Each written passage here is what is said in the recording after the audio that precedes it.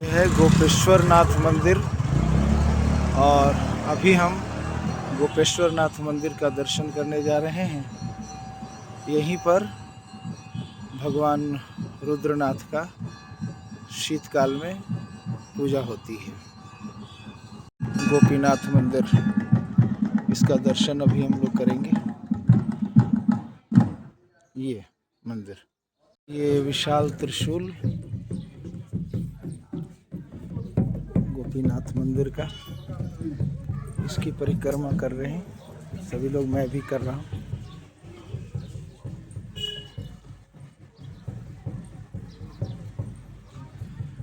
गोपीनाथ गोपेश्वर।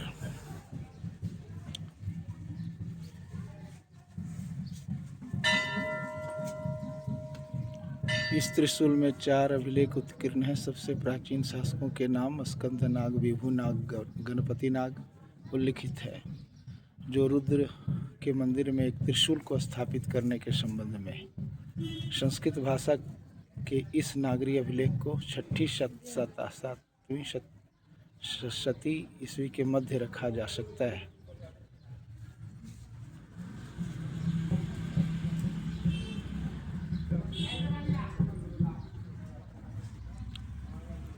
काफी पुराना ये त्रिशूल है।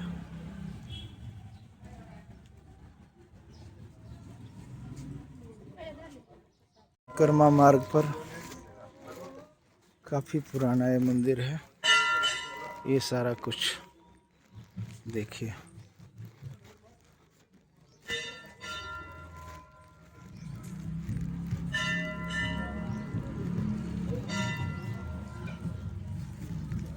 इधर भी काफी शिवलिंग है जिसकी लोग पूजा अर्चना कर रहे हैं। यहाँ पर जल चढ़ाया जा सकता है भगवान शंकर को। पुराने सब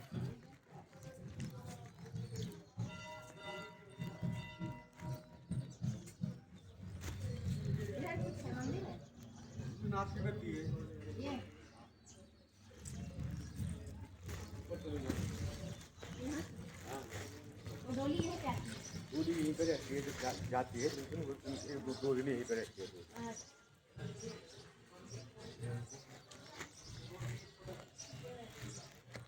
ये अन्न क्षेत्र नाथ की गद्दी।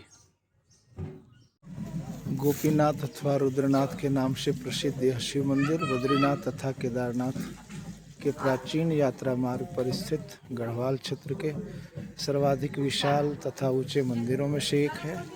यह एक वर्गाकार गर्भगृह पर नागर शैली के शिखर के साथ प्रांगण के केंद्र में स्थित है, जबकि मंडप तथा अंतराल बाद में समान रेखा में निर्मित किए गए हैं। प्रांगण के अन्य मंदिर पार्वती, गणेश, हनुमान, अनुसूया तथा नवदुर्गा हैं। स्थापत्य शैली के आधार पर मुख्य मंदिर का निर्माण 9वीं या 11वीं शती ईस्वी के मध्य तथा संभवतया कत्यूरी शासकों द्वारा किया गया है। ये मंदिर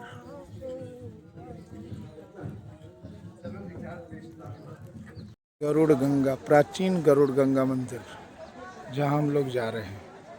ये है गरुड़ गंगा, जहाँ पर हम लोग अभी स्नान करेंगे। हम लोग पहुँचे हैं गरुड़ गंगा के पास और अभी गरुड़ गंगा में स्नान करेंगे। स्नान करके यहाँ का पत्थर भी लेंगे जिसमें विषहारिणी शक्ति है। तो ये गरुड़ गंगा, गंगा में स्नान करके भगवान को अर्घ्य दे करके, और ये मैं कुछ पत्थर इकट्ठा किया हूँ जिसमें विषहारिणी शक्ति होती है, जैसा कि बताया जाता है। मैंने इकट्ठा किया है ये पत्थर। ये देखिए सभी लोग स्नान कर रहे हैं गरुड़ गंगा में। मैंने भी स्नान किया है। प्राचीन गरुड़ मंदिर जिनकी पूजा अर्चना हम सब किए। ये है उर्गम वैली में पंचधारा का शुद्ध पानी मैं ले रहा हूँ पीने के लिए। ये उर्गम वैली वाला क्षेत्र है जहाँ पर बीच में कल्पेश्वर जाते हुए ये जगह मिला जहाँ पर हम शुद्ध पानी ले रहे हैं। ये पंचम केदार हम लोग जा रहे हैं, ये पुल पार करके। देखिए ये दृश्य, पंचम केदार कल्पेश्वर धाम। इसके लिए ये पुल बना हुआ है जिसको पास करके हम सब जा रहे हैं। कल्पेश्वर महादेव की जय।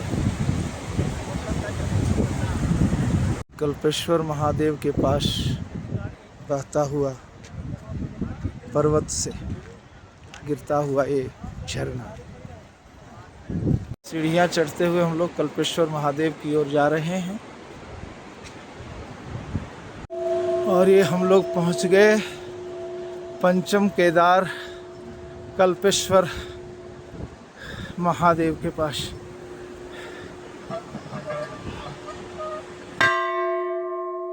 जय बाबा कल्पेश्वर नाथ।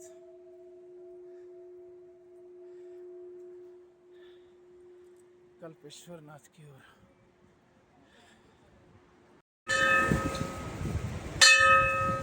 12 ज्योतिर्लिंगों के दर्शन।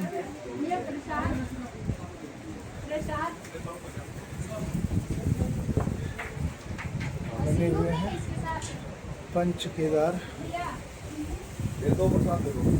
पंच केदार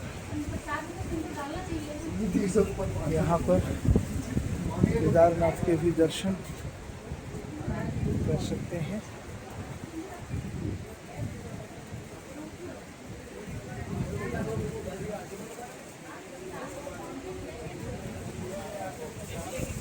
ये देखिए मंदिर के पहले ही है सारा चीज़। मुख्य मंदिर में हो सकता है फोटो लेना वर्जित हो। पांडव दर्शन, पांडव दर्शन है। पवन पुत्र हनुमान, शिव पार्वती, वीडियो बनाने किसने बोला? नहीं बनाना बाहर पे देखो ना। कल्प गंगा जो कल्पेश्वर महादेव के बगल में बह रही है। कल्पेश्वर महादेव का पूजा कर लिए हैं और अब यहाँ से आगे बढ़ेंगे। जय हो कल्पेश्वर महादेव। ये पंचम केदार है। यहाँ भगवान का जटा का रूप दिखाई देता है। जैसे वहाँ पर रुद्रनाथ में उनका चेहरा फेस दिखाई देता है, वैसे यहाँ पर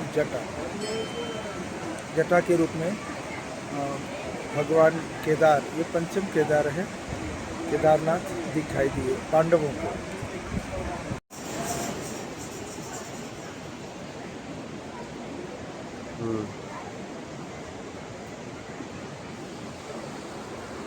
क्या वो काले आई जिसने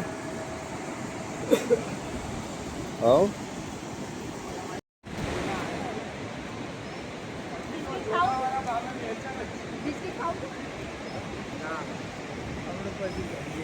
ध्यान बद्री की ओर हम लोग जा रहे हैं।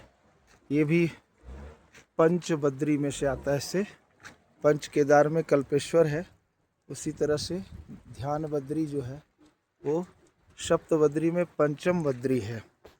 मैं यहाँ से सीढ़ियाँ चढ़ता हुआ जा रहा हूँ और हम लोग पहुँच गए हैं ये ध्यान बद्री, पंचम बद्री ध्यान बद्री, श्री ध्यान बद्री मंदिर उर्गम। आइए जहाँ तक संभव होगा आपको दिखाऊंगा। बारिश भी होने लगी है। ये है ध्यान बद्री।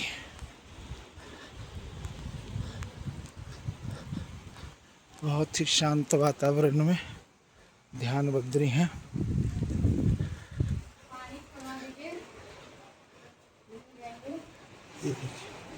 ध्यान बद्री। जय हो प्रभु। ध्यान बद्री से ही पीछे ये भगवान शंकर हैं। यहाँ पर भगवान शंकर ध्यान बद्री का ध्यान कर रहे हैं।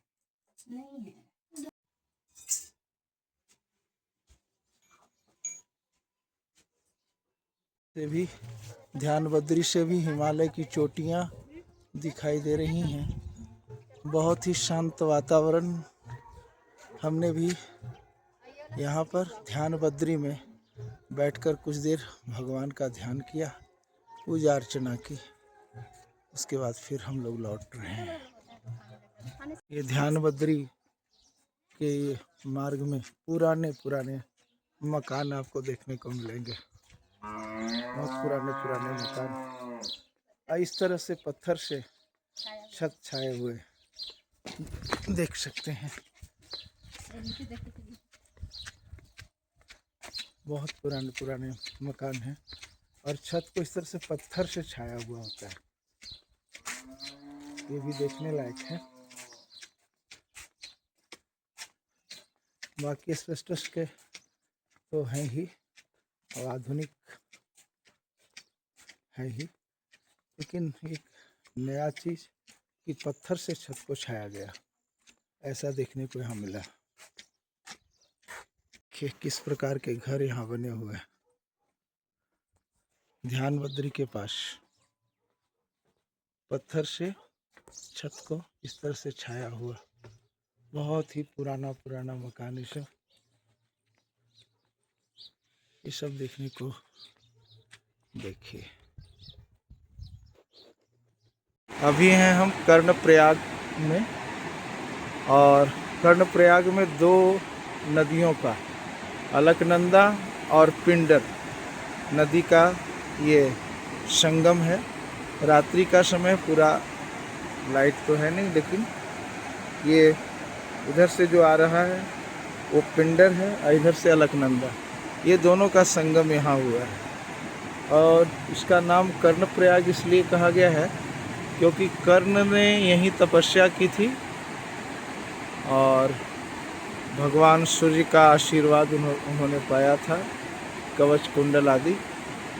तो यहाँ पर ये कर्ण का मंदिर भी ऊपर में है, हालांकि रात्रि के समय अभी बंद हो चुका है।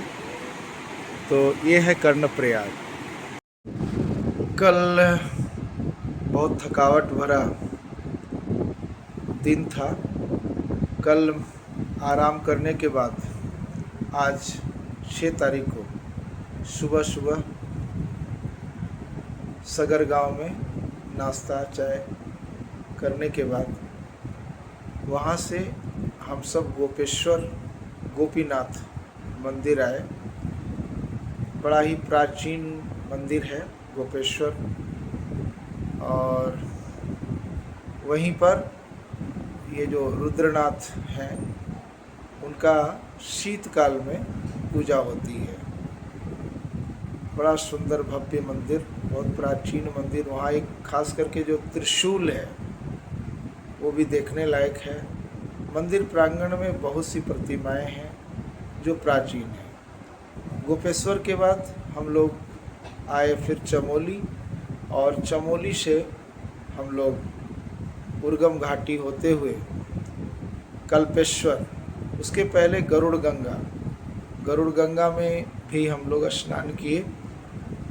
गरुड़ गंगा में जैसा बताया गया कि वहाँ की जो शिलाएं हैं उसको घर में रखने से सर्प आदि नहीं आते।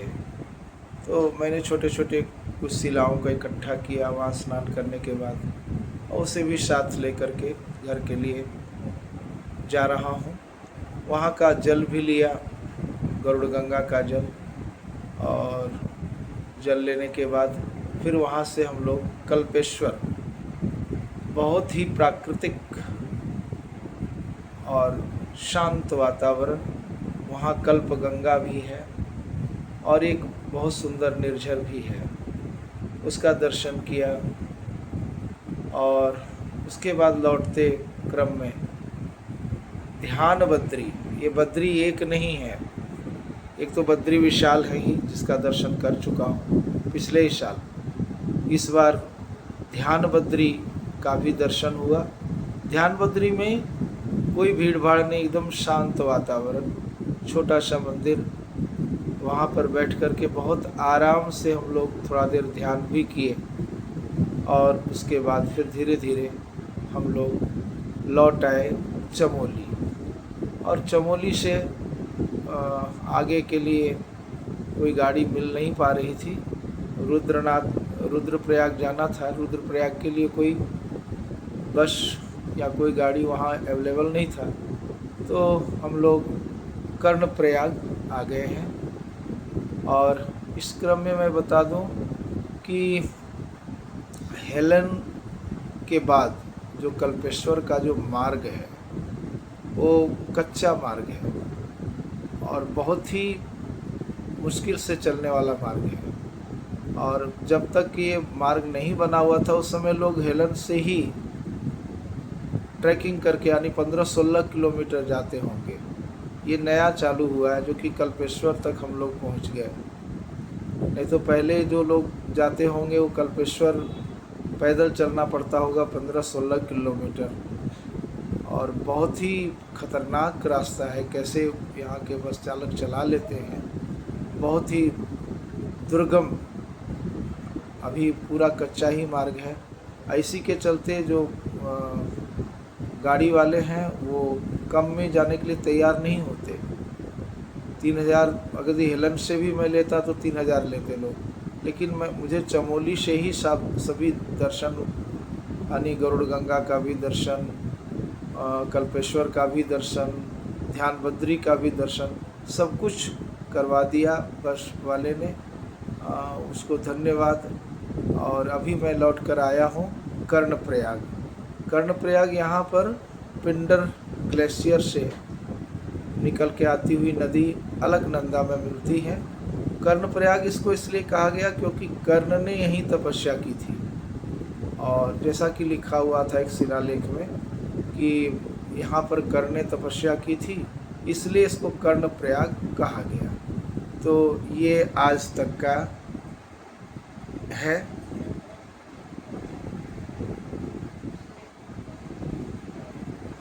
सूर्य ने कर्ण को यहाँ पर कवच कुंडल आदि प्रदान किए थे। हालांकि मैं जहाँ तक पढ़ा हूँ कि जन्म से ही उनके पास कवच कुंडल था, लेकिन यहाँ पर शिला में ऐसा लिखा हुआ था।